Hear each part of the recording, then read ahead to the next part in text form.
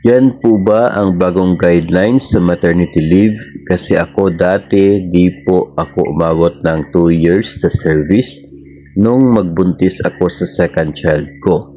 Nag-grant po ako ng 2 months maternity leave, 1 month with pay, ang 1 month wala. Actually, hindi na po siya bago na guidelines sa maternity leave. Yun pong eligible ka na with pay kahit po bago ka pa lamang sa serbisyo. That started noon pong lumabas o na-approve yung batas tungkol po sa 105 days na maternity leave. Dati po 2 months, 60 days, ngayon 105 days na ang maternity leave kapag nanganak ang isang empleyado. So, nung dati kasi, at normal po no, nung dati before this new law ay mayroong mga circumstances na half pay lang yung maternity. So sa 2 buwan na on leave, 1 buwan lamang yung may bayad, yung pangalawa ay wala. And then pwede ka nang bumalik sa serbisyo while nasa without pay stage ng maternity leave. Sa ngayon ay wala na pong ganon. No, lagi na po na with pay yung maternity leave mo kung ikaw po ay nanganak.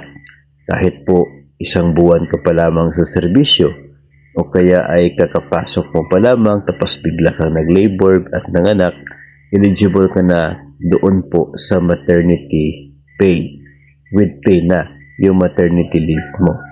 And yun po yung maganda dito, no? Kasi nga wala ka nang poproblemahin di kahit nasa leave ka kasi tatanggap ka pa rin po ng sahod. So yun po ay, as I said kanina, hindi naman po yan bago kasi I guess 2019 yung nagkaroon ng batas for that. So simula po noon ay lumabas yung IRR at effective na po talaga itong ganito na status ng atin pong maternity leave. Yun pong eligible ka with pay kahit bago ka pa lamang sa serbisyo. So forget about the half pay kasi hindi na po yan applicable sa ngayon. Full pay na po ang maternity leave. Magkakaroon ka lamang po no, ng without pay kung sakali po na pagkatapos ng leave gusto mong i-extend beyond doon po sa 105 days, then yun po ay magiging without pay na.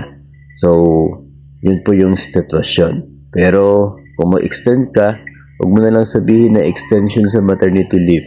Mag-file ka na lang ng sick leave for that additional period provided na meron ka pang service credits para with pay pa rin ang leave mo.